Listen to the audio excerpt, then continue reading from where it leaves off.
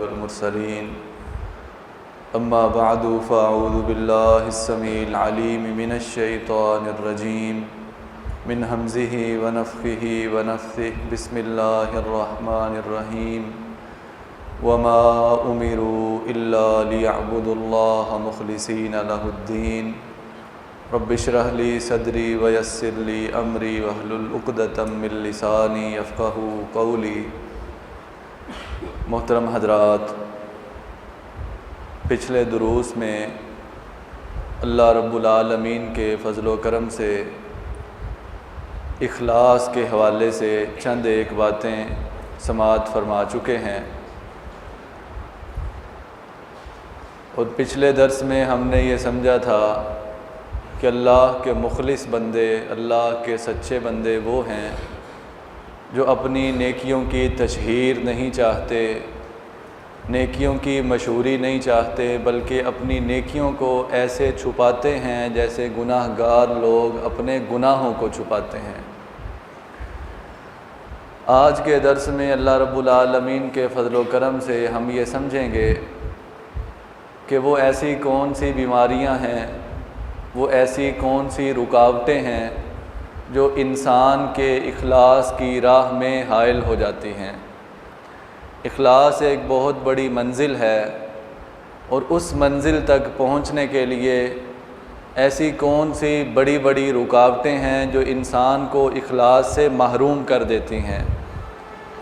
سب سے پہلی بات کہ انسان نیک عمل تو کرتا ہے، لیکن اس نیک عمل کا مقصد آخرت کا ثواب یا اللہ رب العالمین کی رضا کا حصول نہیں، بلکہ دنیا کا کوئی لالچ ہے۔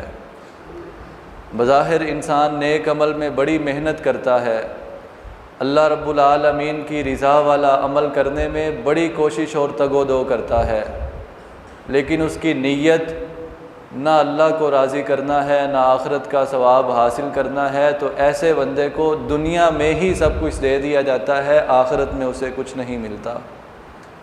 سورہ ہود کی آیت نمبر 15 اور 16 اللہ رب العالمین ارشاد فرماتے ہیں، من کان یرید الحیات الدنیا وزینتہا نوفی الیہم اعمالہم فیہا، جو بندہ دنیا کی زندگی اور دنیا کی عیش و عشرت اور دنیا کی خوبصورتی چاہتا ہے، نوفی الیہم اعمالہم فیہا، ہم اسے اس کے اعمال کا بدلہ اس دنیا میں ہی بہترین دے دیتے ہیں۔ لیکن ایسے بندے کے لیے آخرت میں کوئی حصہ نہیں رکھا جاتا، اس کے سارے اعمال ضائع کر دیے جاتے ہیں، اور جتنے بھی یہ اعمال کرتا ہے سارے کے سارے باطل ٹھہرا دیے جاتے ہیں۔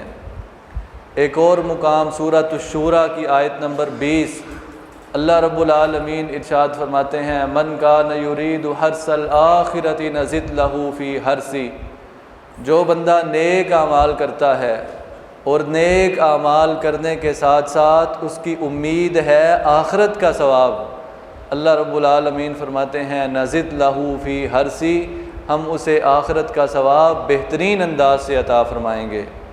لیکن ومن کان یرید حرث الدنیا نؤتہ منہا، اور جو بندہ نیک اعمال اس لیے کرتا ہے تاکہ دنیا کا کوئی مفاد حاصل کرے، ہم اسے دنیا میں ہی سب کچھ دے دیتے ہیں۔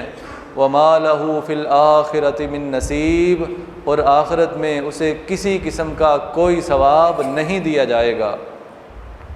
علم حاصل کرنا، اللہ رب العالمین کے دین کو سیکھنا کتنی بڑی نیکی ہے، لیکن نبی پاک صلی اللہ علیہ وآلہ وسلم فرماتے ہیں، سنن ابو داود کی حدیث، من تعلم العلم مما یبتغى به وجہ اللہ عز وجل، جو بندہ دین کا علم سیکھتا ہے، ایسا علم جو اللہ رب العالمین کی رضا مندی کا ذریعہ ہے، لا يتعلمه الا لیصیب به عرضا من الدنیا، وہ دین کا علم سیکھتا ہے تاکہ دنیا کا مفاد حاصل کرے، چند ٹکے حاصل کرے، تھوڑا سا مال حاصل کر لے۔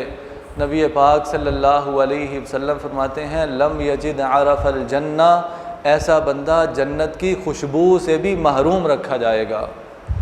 ذرا اندازہ لگائیے یہ بھی تو وہ علم ہی سیکھ رہا ہے نا جس علم کے ذریعے بندہ اللہ کا ولی بنتا ہے، جس کے ذریعے بندہ جنت کا وارث بنتا ہے، جس علم سیکھنے والے کے قدموں کے نیچے اللہ کے نورانی فرشتے پر بچھاتے ہیں، لیکن اس بندے کا مقصد دنیا کے مفاد کا حصول ہے، اللہ رب العالمین ایسے بدبخت کو جنت کی خوشبو سے بھی محروم کر دیتے ہیں۔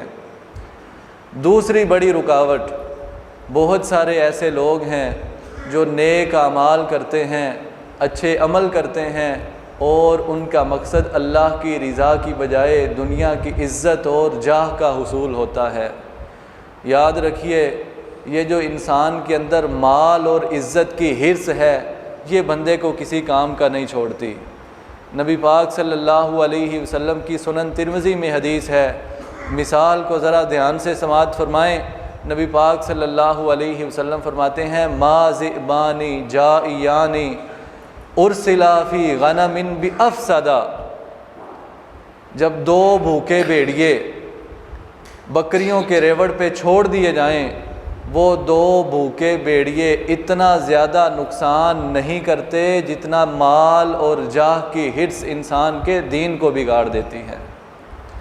کتنے لوگ ہیں جو نیک اعمال کرتے ہیں لیکن مقصد ہے دنیا کی شہرت کا حصول، عزت کا حصول، مال کا حصول۔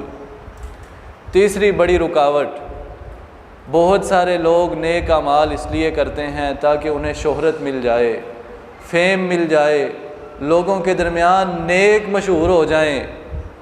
یاد رکھیے، ایسے لوگوں کے ساتھ اللہ رب العالمین کا بھی ایک پلان ہے۔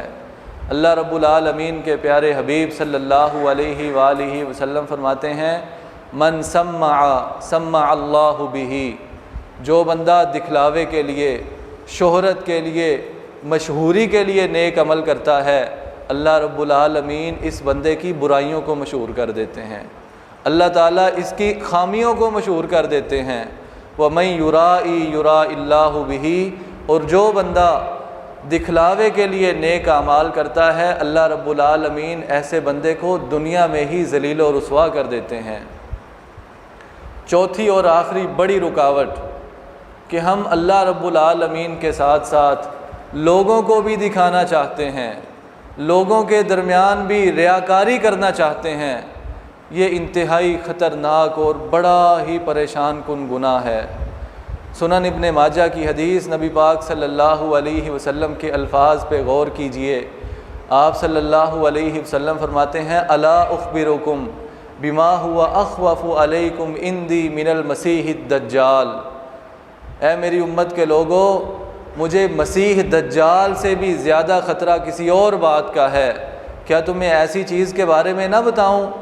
صحابہ کرام عرض کرتے ہیں، بلا یا رسول اللہ صلی اللہ علیہ وسلم، اے اللہ تعالیٰ کے پیارے رسول، مسیح دجال سے بھی زیادہ آپ کو جس بات کا ہمارے بارے میں خطرہ ہے ضرور بتلائیے۔ نبی پاک صلی اللہ علیہ وسلم فرماتے ہیں، ان یقوم الرجل یصلی، آدمی نماز پڑھنے کے لیے کھڑا ہوتا ہے، فیزین صلاتہ، اور اپنی نماز کو خوبصورت بناتا ہے، بہتر کرنا شروع کر دیتا ہے۔ کیوں بہتر کرتا ہے؟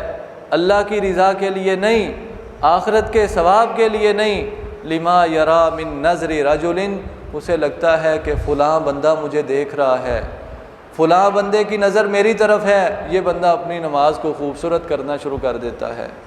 یہ ایک خفیہ بیماری ہے جس کا خطرہ مسیح دجال کے فتنے سے بھی بڑا ہے۔ اللہ تعالیٰ سے دعا ہے کہ اللہ تعالیٰ ہمیں ان خفیہ فتنوں سے بچ کے اپنے نیک اعمال کی حفاظت کرنے کی توفیق عطا فرمائیں۔ آخر میں ایک بڑی ایمان افروز حدیث سماعت فرمائیں۔ بہت سارے لوگ یہ سمجھتے ہیں کہ اگر ہم عمل اللہ کی رضا کے لیے کریں گے، آخرت کے ثواب کے حصول کے لیے کریں گے، تو شاید دنیا کے فائدے سے محروم رہ جائیں گے۔ ایسا بالکل نہیں ہے۔ سنن ترمذی کی حدیث حضرت انس بن مالک رضی اللہ تعالی عنہ بیان کرتے ہیں، من کانت الآخرۃ ہمہ، جو بندہ آخرت کو اپنی منزل و مقصد بنا لیتا ہے، اللہ کی رضا کو اپنا مقصد بناتا ہے، اللہ تعالیٰ اسے 3 بڑے بڑے انعام عطا فرماتے ہیں۔ جعل اللہ غناہ فی قلبہ، اللہ رب العالمین اسے دل کا غنا عطا فرما دیتے ہیں۔ اس کا دل مطمئن ہو جاتا ہے، اس کے دل سے پریشانیاں اور غم نکل جاتے ہیں۔ وَجَمَعَ لَهُ شَمْلَهُ، اللہ رب العالمین اس کے اوقات میں، اس کے وقت میں برکت پیدا فرما کے اس کی مصروفیات کو کم کر دیتے ہیں۔ وَأَتَتْهُ الدُّنْيَا وَهِيَ رَاغِمَةٌ، ایسا نہیں ہے کہ اسے دنیا سے محروم رکھا جاتا ہے، بلکہ دنیا اس کے پیچھے ماری ماری پھرتی ہے، دنیا ذلیل ہو کے اس کے پاس آتی ہے۔